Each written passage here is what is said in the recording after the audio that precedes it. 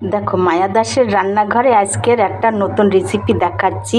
ফুলকপি আলু দিয়ে পনির দিয়ে একটা তরকারি বানাচ্ছি, এতে মটর বি দেব।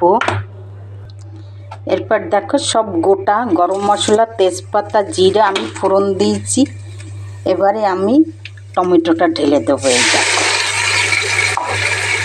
দেখো এরপর একটু হলুদের গুঁড়ো দিয়ে দিলাম, আর এটা মিক্স আছে ধনে জিরা,